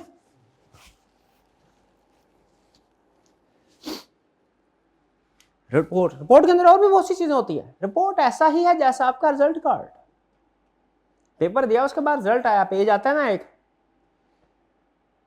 वैसे तो उस पेज में बहुत सी एलिमेंट्स लिखे होते हैं। उस पेज पे आपका नाम लिखा होता है, उस पेज पे इंस्टीट्यूट का नाम लिखा होता है, डेट लिखी होती है, ठीक है। सबसे अहम चीज क्या लिखी होती है? मार्क्स, वो है कंक्लूजन, पास है कि फेल। तो उसी तरह जो रिपोर्ट होती है, रिपोर्ट में और कंक्लूजन में फर्क है। रिपोर्ट में पूरा पेज स्टैंडर्ड पेज होता है, 2-3 सफ़े होते हैं, वो पढ़ेंगे कल के लेक्चर में। उस रिपोर्ट के अंदर बहुत सी चीज़ें लिखी होती है, मैनेजमेंट की क्या रिस्पॉन्सिबिलिटी थी, ऑडिटर की क्या रिस्पॉन्सिबिलिटी थी, ऑडिटर ने क्या प्रोसीजर परफॉर्म किए उसके लिए, मतलब सारे नहीं, कुछ जिक्र होता है। लेकिन सबसे अहम चीज़ क्या होती है? कंक्लूजन, ओपिनियन कि फाइनेंशियल स्टेटमेंट ठीक है या नहीं। तो ये समझ आ गया 5 elements.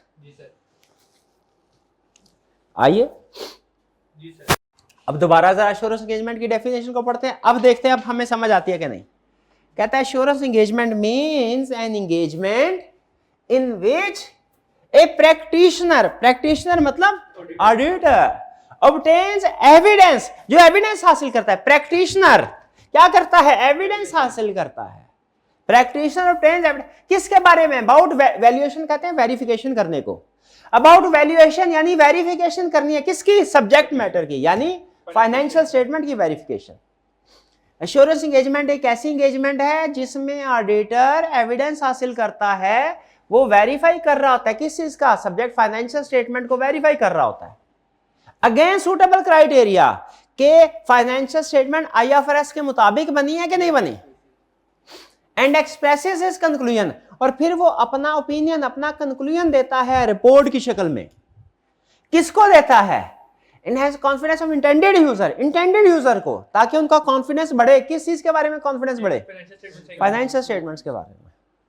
Other than responsible party, हाँ कॉन्फिडेंस बढ़ता है यूजर का, रिस्पॉन्सिबल पार्टी का कॉन्फिडेंस नहीं बढ़ता। रिस्पॉन्सिबल पार्टी का कॉन्फिडेंस क्यों नहीं बढ़ता? रिस्पॉन्सिबल पार्टी कहती है सर हमारा तो पहले ही कॉन्फिडेंस बढ़ा हुआ है, हमने पहले इंफॉर्मेशन दी थी, हमारा तो पहले ही का। उस्ताद बताएगा आपके पेरेंट्स को बच्चा फर्स्ट आया है, तो पेरेंट्स का कॉन्फिडेंस बढ़ेगा, आपका कॉन्फिडेंस थोड़ी बढ़ेगा। आप कहेंगे देख मैं तो पहले ही आपको कहता था मैं फर्स्ट हुआ, आप ही यकीन नहीं कर रहे थे। के थोड़ा बहुत कॉन्फिडेंस तो होगा कि हाँ गलती तो हमने नहीं की। हाँ बिल्कुल, हम कह सकते हैं थोड़ा बहुत मैनेजमेंट का भी कह सकते हैं, लेकिन अमूमी तौर पे मैनेजमेंट ऑलरेडी कॉन्फिडेंट होती है अपने काम के बारे में, इसीलिए उसने कहा कि कॉन्फिडेंस किसका बढ़ेगा यूजर। क्लियर हुई है बात? एश्योरेंस एंगेजमेंट की डेफिनेशन क्लियर है? 5 एलिमेंट्स भी क्लियर है? अच्छा फिर मुझे बताइए, मैं एक एग्जांपल आपके सामने रखने लगा हूं, अभी छोटी सी केस स्टडी है। ये भी वैसे रिप्रोडक्शन का क्वेश्चन है, इसमें रिप्रोडक्शन का क्वेश्चन आता है, केस स्टडी नहीं आएगी इसमें सिर्फ आपने एलिमेंट्स को याद कर लेना है और ये जो एक्सप्लेनेशन है इसको रीड करना है, अंडरस्टैंड करना है। रट्टा हम लगाएंगे जरूर, लेकिन उतना ही रट्टा जितना जरूरी है, गैर जरूरी रट्टा नहीं लगाना हमने। तो सिर्फ एलिमेंट्स को याद कर लीजिएगा, 5 एलिमेंट्स, इसको सिर्फ आपने क्या करना है? रीड करके अंडरस्टैंड करना है। एग्जाम में जब पूछेगा तो खुद से लिखना है। इतना को अंडरस्टैंडिंग जब 2-3 दफा पढ़ लेते हैं अंडरस्टैंडिंग डेवलप हो जाती है। सुने, डायरेक्टर्स ने फैसला किया यार ये हमारी ब्रांच जो है ना, ये मुजफ्फराबाद वाली ब्रांच है, इधर का ब्रांच मैनेजर ना कोई गड़बड़ कर रहा है, ठीक है, हमें खतरा है। उसने एक चार्टर्ड अकाउंटेंट को बुलाया और डायरेक्टर ने कहा ऐसा करो तुम जाके हमारी तरफ से उधर इन्वेस्टिगेशन करो ब्रांच की, और फिर हमें ही रिपोर्ट देना कि उधर कोई फ्रॉड वगैरह है कि नहीं। इसे फ्रॉड इन्वेस्टिगेशन कहते हैं। फ्रॉड वगैरह है कि नहीं, जाओ जरा। वो गया पर्सन चार्टर्ड अकाउंट, और उसने अपनी रिपोर्ट लाके डायरेक्टर को दे दी। डायरेक्टर ने बिल्कुल ठीक, अब तुम आराम से कंपनी में बैठो, मजीद किसी ब्रांच में अगर कोई मसला सामने आया तो तुम्हें बताएंगे, तब तक तुम बैठ के सुकून से अपनी तनख्वाह लेते रहो। क्या ये एक एश्योरेंस एंगेजमेंट है? नहीं, क्योंकि अपना इंडिपेंडेंट ऑडिटर थोड़ी है, एविडेंस तो लिया है उसने, रिपोर्ट भी दी है, इंडिपेंडेंट नहीं, प्रिंसिपल हाँ इंडिपेंडेंट। इसमें 3 पार्टीज नहीं थी, इसमें कोई यूजर या शेयर होल्डर नहीं थे, अलग नहीं थे। जो अपॉइंट करने वाला, जो रिस्पॉन्सिबल पार्टी है, उसी को रिपोर्ट मिल रही है। इसको बोलते हैं इंटरनल ऑडिटर। ये कंपनी का एम्प्लॉय होता है, काम सारा वही करता है तकरीबन, लेकिन डायरेक्टर्स के लिए कर रहा है। इसको बोलते हैं इंटरनल ऑडिट। इंटरनल क्यों कहते हैं? क्योंकि ये कंपनी का एम्प्लॉय है। और जो स्टैट्यूटरी ऑडिटर होता है उसे एक्सटर्नल क्यों कहते हैं भला? उसे बात करते हैं एक्सटर्नल ऑडिटर भी, क्योंकि वो कंपनी का ताल्लुक नहीं होता उसके साथ, एक्सटर्नल टू कंपनी होता है। Done ji? Elements of assurance agreement समझ लिया आपने? चलिए ऐसा करते हैं, 3 मिनट का टाइम आपको दे रहा हूं। एश्योरेंस एंगेजमेंट की डेफिनेशन पढ़नी है, एलिमेंट्स पढ़ने हैं, बस इससे आगे नहीं जाना अभी, ठीक है? पढ़ लें, एक एक लफ्ज आपको पता समझ आना चाहिए। ओके है तो ठीक, नहीं तो मुझसे पूछे, फिर उसके बाद आगे चलेंगे। ठीक है जी? आपका टाइम स्टार्ट होता है अब से। जी उम्मीद है रीडिंग आपने कर ली होगी। कोई क्वेश्चन पूछना चाहते हो कि एक लफ्ज भी ऐसा समझ नहीं आया तो पूछ लें। पक्की बात है, समझ आ गया? टेस्ट होना है फिर चैप्टर के बाद। आगे चलते हैं। अच्छा मुझे ये बताइए, हम ऑडिटर को, हमने इस एंगेजमेंट को बोला एश्योरेंस एंगेजमेंट है, क्योंकि ऑडिटर एश्योरेंस, कॉन्फिडेंस प्रोवाइड कर रहा है शेयर होल्डर्स को कि फाइनेंशियल में ठीक है, ऐसा ही है। हम डेली लाइफ में भी एक दूसरे को एश्योरेंस प्रोवाइड कर रहे होते हैं, या हमारी जो स्टेटमेंट होती है ना उसमें एश्योरेंस होती है, एश्योरेंस होता है। डेली लाइफ में भी ऐसे होता है। जैसे मैं आपसे पूछूं, भाई आपने अभी कोई पेपर दिया? अभी फर्ज कीजिए इन्होंने पेपर दिया, मैं से कहता हूँ भैया क्या ख्याल है, पेपर हो जाएगा पास? इंशाल्लाह हो जाएगा पास। दूसरे स्टूडेंट से पूछ, चलें वो जो आज एब्सेंट है उससे पूछा, हाँ भैया, तो बाज़ औक़ात आपने देखा हो कहते हैं हो जाएंगे सर, हो जाएंगे। इस बच्चे ने भी स्टेटमेंट दी, सर पास हो जाऊंगा मैं। दूसरा भी कह रहा है, लेकिन दोनों के में लेवल ऑफ स्ट्रेंथ का फर्क होता है। डेली लाइफ में समटाइम हम किसी चीज के बारे में बहुत ज्यादा श्योर होते हैं, उसके बारे में हम जब स्टेटमेंट दे रहे होते हैं हमारे लहजे में ऑटोमेटिकली स्ट्रेंथ आ जाती है, हम पक्के होकर बात करते हैं, जरूर जरूर सर जरूर ऐसे करेंगे, अब बेफिक्र हो जाए। और बाजू का स्ट्रेंथ नहीं होती, सर कोशिश करेंगे। तो क्या जो श्योरिटी का लेवल हम एक दूसरे को प्रोवाइड कर रहे होते हैं, क्या हमेशा एक जैसा होता है? आपने अगर स्टैट पढ़ी है ना, तो स्टैट में एक टॉपिक होता था हाइपोथेसिस टेस्टिंग, अगर आपने छोड़ा ना हुआ तो। उसमें एक होता था, कोई हाइपोथेसिस होता था जिसको आपने वेरीफाई करना होता, टेस्ट करना होता था। तो उसमें एक होता था कॉन्फिडेंस लेवल, याद है कॉन्फिडेंस लेवल? अल्फा भी होता है, अल्फा होता था। कॉन्फिडेंस लेवल क्या था? 95%, 99%। जब कॉन्फिडेंस लेवल 95% होता था तो हम, इसका मतलब ये होता था हम 95% श्योर हैं इस स्टेटमेंट के बारे में कि ये ट्रू है।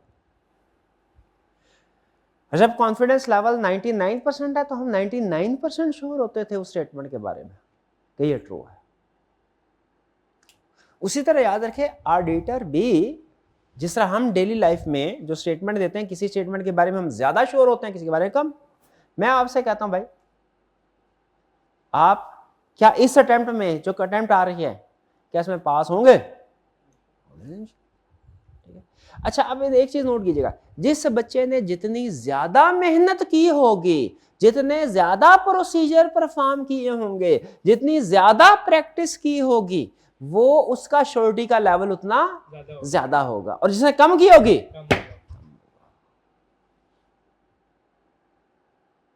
ठीक है।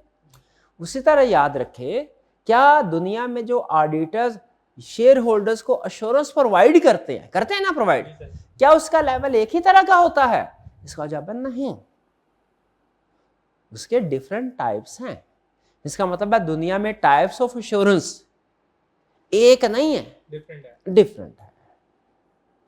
आइए जरा उनको पढ़ते हैं कि वो क्या है। अब हमने एश्योरेंस एंगेजमेंट को पढ़ लिया, अब हम क्या पढ़ने जा रहे हैं? Types of assurance engagement. ये मैं रेज कर दूं? Types of insurance engagement. Types of insurance engagement को ना हम थोड़ा सा पहले, ये मैं चाहता हूं एक छोटे से ग्राफ से आपको समझाऊं। यहां पे हो लेवल ऑफ एश्योरेंस और यहां पे हो एक्सटेंट ऑफ प्रोसीजर।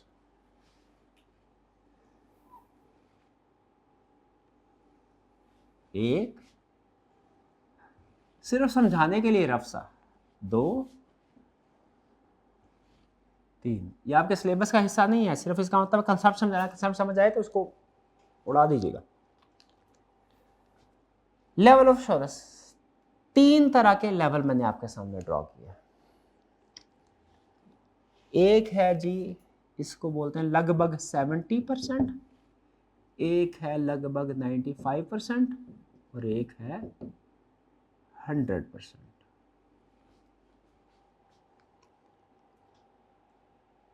ठीक है,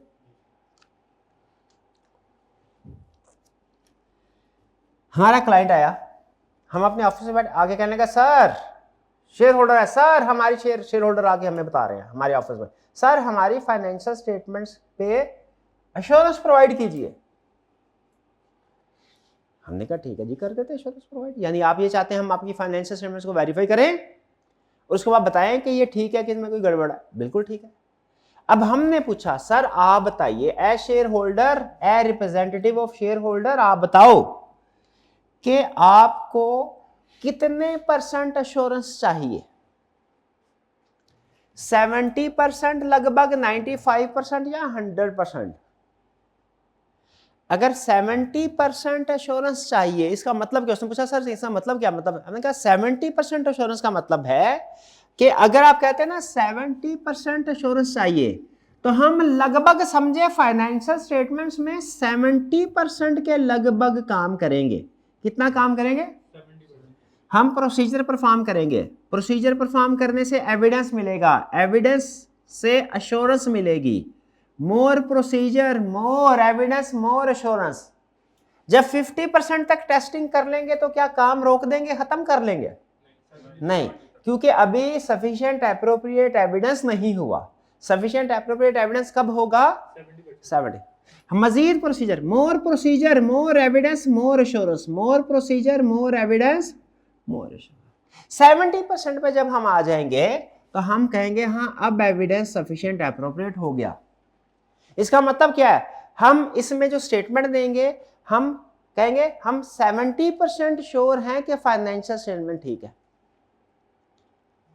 ये हमें एश्योरेंस कैसे हासिल हुई है? 70% डाटा को देख 70% लगभग डाटा को देख के। लेकिन 30% अभी भी चांस है कि कोई मिस स्टेटमेंट हो। इसको कहते हैं रिस्क। 70% को कहते हैं एश्योरेंस और 30% को क्या कहते हैं? ना?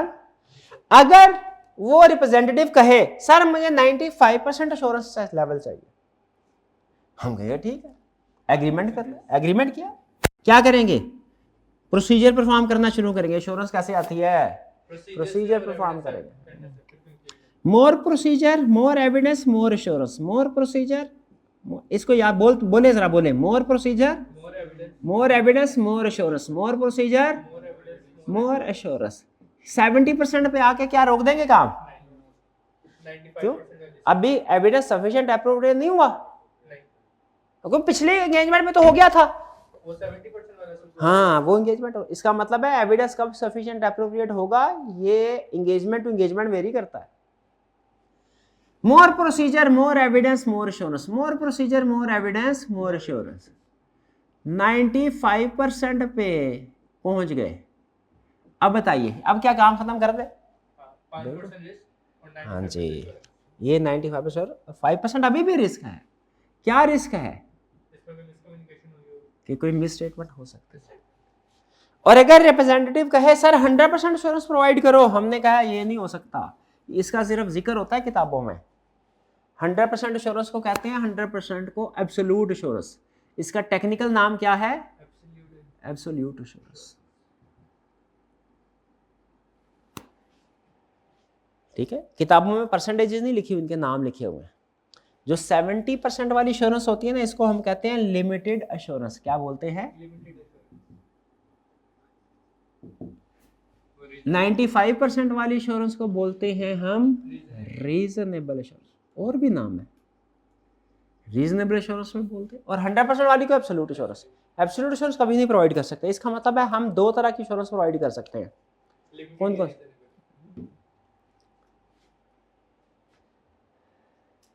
ठीक है, इसमें लिमिटेड एश्योरेंस भी कहते हैं इसको मॉडरेट लेवल ऑफ एश्योरेंस भी कहते हैं, इसको नेगेटिव एश्योरेंस भी कहते हैं, इसको रीजनेबल एश्योरेंस भी कहते हैं, पॉजिटिव भी कहते हैं, हाई लेवल ऑफ एश्योरेंस भी कहते हैं।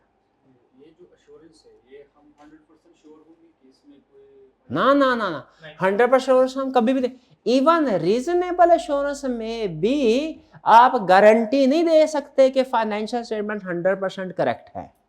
कुछ ना कुछ चांस मजीद रहता है कि उसमें कुछ गड़बड़ हो सकती है। जैसे डिटोल 99.9। क्या आप कभी 100% गारंटी दे सकते हैं कि पेपर पास होगा? 100% नहीं दे। दुनिया का कोई प्रोफेशनल, हम परफेक्ट नहीं है। उस बाज़ औक़ात हमारी तैयारी 100% हो, उस दिन पता नहीं क्या हालात हो, बारिश के क्या हालात हो। ठीक, मैं एक दो स्टूडेंट थे, उनके साथ ऐसे वाकया, एग्जाम देने की तैयारी, अच्छे एग्जाम देने के लिए जा रास्ते में एक्सीडेंट हो गया। कुछ नहीं पता क्या हो, गारंटी नहीं दे सकते, हालात कुछ भी हो सकते हैं। बाज़ औक़ात हो सकता है उस दिन तबीयत ख़राब हो जाए, रात को कुछ खाया या अच्छी नींद नहीं ली, सोए रहे, सुबह लेट टाइम पे आँख ना खुली।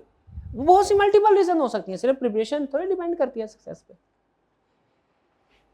तो याद रखिए, रीजनेबल एश्योरेंस, अच्छा सवाल पूछा आपने। रीजनेबल एश्योरेंस में भी 100% गारंटी कोई नहीं होती, स्टिल कुछ ना कुछ चांस ऑफ एरर है, रिस्क है कि इस रीजनेबल एश्योरेंस के बाद भी फाइनेंशियल स्टेटमेंट में कुछ मिस स्टेटमेंट रह जाए, कुछ गड़बड़ रह जाए। यानी इसका मतलब क्या हुआ, ऑडिटर ये चेकिंग करके कह रहा होगा शेयर होल्डर्स को कि सर फाइनेंशियल में ठीक है, लेकिन उसके बावजूद भी हो सकता है कुछ थोड़ी बहुत मिस स्टेटमेंट उसमें रह जाए, 5% के लगभग। समझे? अच्छा मुझे बताइए, आइंदा मैं परसेंटेज नहीं बोलूंगा, मैं टेक्निकल नाम बोलूंगा, limited assurance, reasonable assurance, absolute assurance. मुझे ये बताइए कि लिमिटेड एश्योरेंस को कहते हैं, मॉडरेट क्यों कहते हैं, ये आपको समझ आ गया। इसको हाई क्यों कहते हैं, ये भी समझ आ गया। लिमिटेड एश्योरेंस को मॉडरेट भी कहते हैं, रीजनेबल को हाई भी कहते हैं। क्यों कहते हैं ये समझ आ गया। लेकिन लिमिटेड एश्योरेंस को नेगेटिव एश्योरेंस भी कहते हैं, रीजनेबल को पॉजिटिव एश्योरेंस में, ये क्यों कहते हैं, ये जरा सुन ले। 30% रिस्क की वजह से, रिस्क के एलिमेंट नेगेटिव इसके अल्फाज की वजह से, ड्राफ्टिंग की वजह से। अब आपने देखना है, मैं स्टेटमेंट दे, मसला एक है, उसके ऊपर मैं दो स्टेटमेंट दे लगा, आपने मुझे बताना है मेरा दोनों में कॉन्फिडेंस एक है कि नहीं। ये भाईजान आए कहने लगे सर मेरी केस स्टडी चेक कीजिएगा, मैंने ऑडिट की केस स्टडी किया। मैंने कहा अच्छा तुम्हारी केस स्टडी ठीक है, अल्फाज पे गौर करना है, क्या कहा तुम्हारी केस। ये भाई सर मेरी भी केस स्टडी चेक करे। अब मैंने इनको वापस की और स्टेटमेंट मेरी क्या है, मुझे इसमें गलती नजर नहीं आई। इनको क्या स्टेटमेंट दे, ठीक है, इनको क्या गलती नजर नहीं आई। क्या दोनों में स्ट्रेंथ लेवल, एश्योरेंस का लेवल एक जैसा है? नहीं, एक में ज्यादा है, एक में कम है, किस में ज्यादा है? जिसमें गलती नहीं नजर आई। ठीक है, जिसमें कह रहा हूं कि ये इसका सवाल ठीक है, जिसमें मैं कह रहा हूं ना कि गलती, मुझे गलती नजर नहीं आई, इसमें साइलेंटली मैं ये कह सकता हूं, क्या कह रहा हूं कि मुझे गलती नजर नहीं आई, शायद हो, शायद हो। ठीक है, ठीक है, हो सकता है ना। मैं बाई चांस भैया ऐसा करे कि साथ वाले जाके देखिए रूम में उधर कोई चेयर पड़ी हुई है तो उठा लाए। ये भाई जाके कहते सर उधर कोई चेयर नहीं है, एक स्टेटमेंट दिए, ये कॉन्फिडेंट है, मोर कॉन्फिडेंस है। दूसरी स्टेटमेंट है सर मुझे नजर नहीं आई, मुझे नजर नहीं आई में साइलेंट मीनिंग क्या है, हो सकता होगा, इसमें इतना कॉन्फिडेंस नहीं है, मुझे नजर।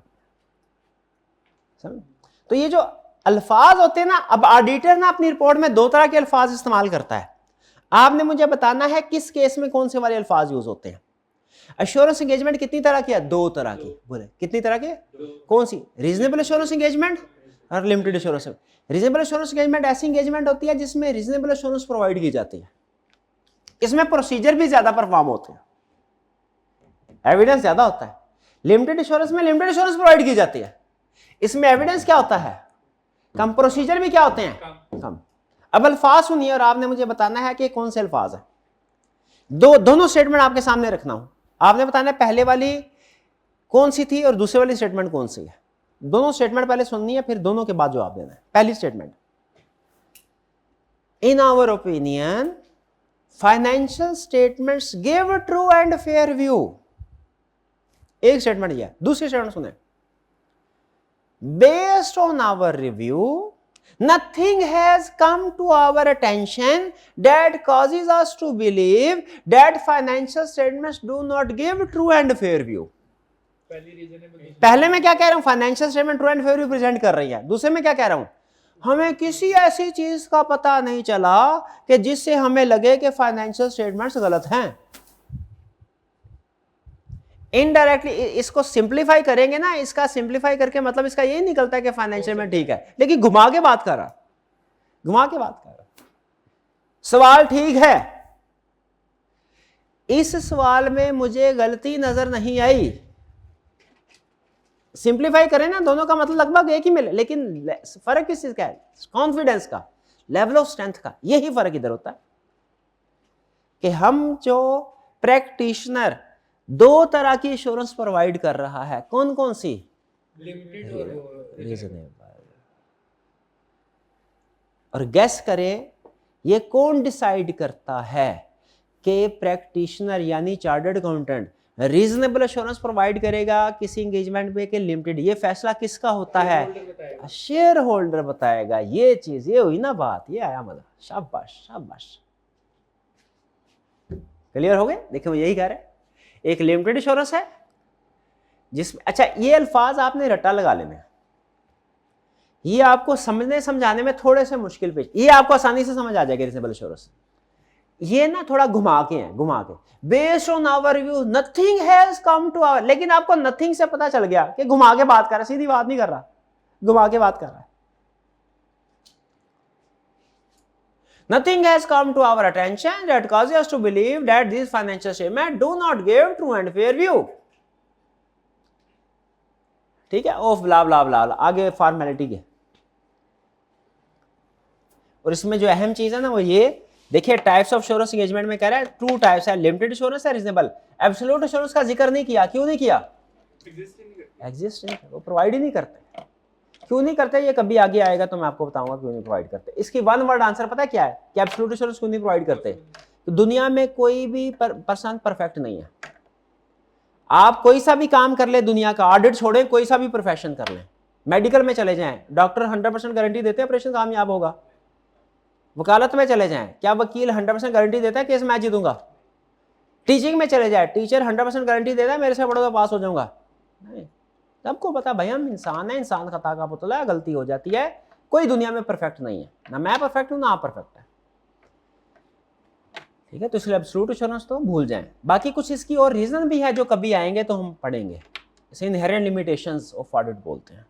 फिलहाल इतना काफी है। हाँ, ये एंड में देखें भाई ने जो सवाल पूछा था उसका जवाब लिखा हुआ है। Reasonable assurance means auditor does not certify or guarantee that financials are free from all misstatement. Reasonable assurance का मतलब है कि गारंटी नहीं है कि फाइनेंशियल स्टेटमेंट्स हर एक मिसस्टेट फ्री है। ना ना ना, यानी reasonable assurance is not a guarantee that financial statements are free from all misstatements. There may still be some undetected misstatement even after audit. और किस वजह से? क्योंकि हम परफेक्ट नहीं हैं, इसे 100% गारंटी नहीं कर सकते, अंदाजे लगाने पड़ते हैं। एक क्लाइंट था, पेट्रोलियम कंपनी थी गालमन, उनका स्टॉक में इन्वेंट्री में पेट्रोल था। आम इन्वेंट्री ना काउंट कर लेते हैं हम, वो पेट्रोल भी जो रखा ना, जैसे ये है पेट्रोल पंप है, इनकी एग्जांपल लें, इनका 31 दिसंबर पे कोई ना कोई क्लोजिंग स्टॉक होगा, वो किधर होता है, कैसे चेक करते हैं भला? वो ज़मीन के नीचे उन्होंने जवाब बड़ा सा समझ लीजिए टैंक लगा होता है, उसमें फिर हम पता है कैसे मेजरमेंट करते हैं। वो एक रोड के हाँ जी, वो आपने सुना वो मैथ में हाइट एरिया निकालने के लिए हाइट विथ लेंथ मल्टीप्लाई करते हैं, तो हाइट, लेकिन हम अंदर जाके ज़मीन के अंदर जाके तो नहीं देख सकते थे, अंदाज़ा लगाना पड़ता है। और बात वो साइंसदान ऐसे होते थे, वो कुछ कर रहे हैं, वो नीचे नीचे पानी ऊपर पूरा पेट्रोल कर दिया, वो नहीं इस तरह की साइंस को लगाते थे। ठीक है, अब हम अंदर जाके तो नहीं देख सकते। आप सुई गैस जैसी कंपनी गाइड करने के लिए जाएं, इनके ज़ाहिर के अंदर वो गैस होगी, आप कैसे वेरीफाई कर सकते हैं? और जो असल नेचुरल गैस होती है ना, आपने पढ़ा होगा, ना स्मेल होती ना हाँ, नजर आती, स्मेल भी नहीं होती, नजर भी नहीं आती। तो हम 100% श्योर नहीं होते। श्योर नहीं होते चीज़ों के बारे में, लेकिन रीजनेबल लेवल तक श्योरिटी। इसका ये मतलब ही नहीं है कि बिल्कुल ही कोई काम ना करें, ऐसा नहीं है। रीजनेबल लेवल तक करनी, और रीजनेबल लेवल तक कैसे काम, वही तो सिखाएगा, वही सिखाएगा। 100% नहीं करना, लेकिन ऐसा भी नहीं है कि बिल्कुल ही नहीं करना, 95% तक करना। अपने बेस्ट को apply हाँ जी, अपना जो बेस्ट कोर्स ऑफ एक्शन होगा उसको अप्लाई करना। शाबाश, गुड गुड। क्लियर हो गई ये बात? जी सर। चलिए जी, आज का मेरा इतना ही टारगेट था। कोई क्वेश्चन पूछना है तो पूछ लीजिए। इसमें आपको याद क्या करना है इस लर्निंग ऑब्जेक्टिव 3 में? पहले मैंने आपको एलिमेंट्स बता दिया, हेडिंग, ये 2 डेफिनेशन याद करनी है, रट्टा लगा लीजिए इसको भी। इसमें थोड़ी सी प्रॉब्लम आपको होगी, शायद समझना है। ओवरऑल तो कंसेप्ट समझ आ गया होगा, शायद उसके अंदर एक एका दुका लफ्ज़ समझना है, लेकिन याद फिर भी कर लेना, ये आपको समझ भी आ जाएगी। इसको भी याद कर लेना, ठीक है? ये याद करना है, ये याद करना है, बाकी सिर्फ रीड करने वाला है, डेफिनेशन याद करनी कर लेंगे जी। इंशाल्लाह। चलिए, कल फिर आपसे पूछ लूँ, कल क्लास स्टार्ट हो तो एक आधी डेफिनेशन आपसे पूछ लूँ, जी सर। बता देंगे ना, याद करके आएंगे ना? चलिए ठीक है, डन। आज का लेक्चर फिर यहाँ पे ख़त्म करते हैं, इंशाल्लाह कल मुलाकात होती है। अल्लाह हाफ़िज़।